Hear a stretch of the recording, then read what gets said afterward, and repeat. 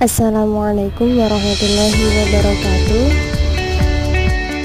Nama saya Halimatus Sa'diyah dengan nomor 202141104658. Baiklah, kita akan mempelajari dimensi-dimensi paradigma manajemen pendidikan Islam. Manajemen pendidikan Islam saat ini memiliki beberapa dimensi penting yang saling terkait, membentuk kerangka kerja yang komprehensif. Dimensi-dimensi ini meliputi aspek normatif teologis, filosofis, dan historis empiris. Yang pertama, dimensi normatif teologis. Dimensi ini berakar pada ajaran doktrin Islam yang menganjurkan umatnya untuk memeluk Islam secara kafah atau menyeluruh. Ini berarti bahwa setiap aspek kehidupan seorang muslim, termasuk dalam konteks pendidikan, harus dijiwai oleh nilai-nilai Islam. Beberapa poin penting dalam dimensi normatif teologis adalah pemahaman mendalam. Muslim diharapkan mampu membaca dan memahami nilai-nilai fundamental yang terkandung dalam Al-Quran dan As-Sunnah. Yang kedua, aktor loyal, menempatkan diri sebagai pelaku ajaran Islam yang loyal, aktif dalam berpikir, menalar, dan mengkaji ilmu. Yang ketiga, komitmen tinggi, memiliki komitmen yang kuat terhadap nilai-nilai ajaran Islam dalam setiap tindakan.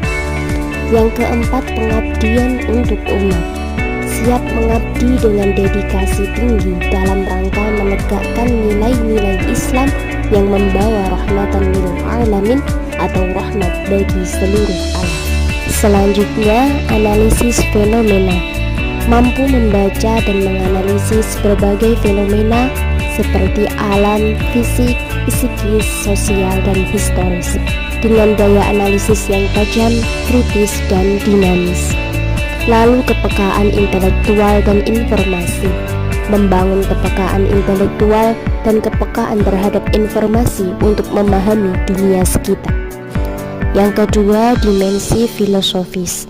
Dimensi ini menekankan pada fondasi ilmu pengetahuan dalam kehidupan Islami, yang tidak hanya mengandalkan kebenaran indrawi, logis, dan etika manusiawi, tetapi juga meyakinkan kebenaran transendental atau ilahiyah. Beberapa poin utama dimensi filosofis adalah bangunan ilmu pengetahuan, yaitu memahami bahwa ontologi atau hakikat, epistemologi, cara memperoleh pengetahuan, dan aksiologi atau nilai dalam ilmu pengetahuan harus mengakui kebenaran ilahiyah. Poin selanjutnya, tidak bebas nilai. Ilmu pengetahuan dan teknologi tidak bersifat value free atau bebas nilai, melainkan value bound, terikat nilai.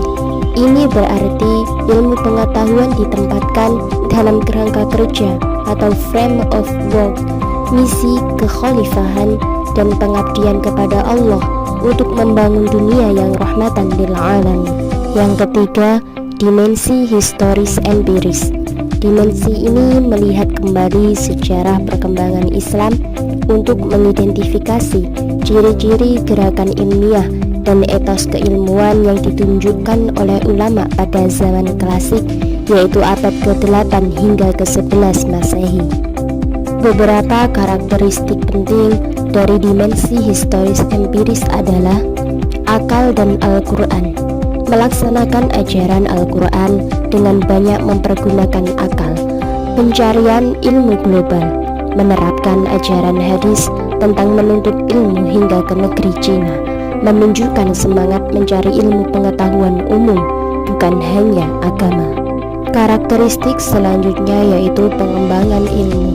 Pengembangan ilmu agama melalui ijtihad dan pengembangan ilmu pengetahuan sains dengan mempelajari serta menguasai ilmu pengetahuan dari filsafat Yunani yang ada di Timur Tengah pada masa itu.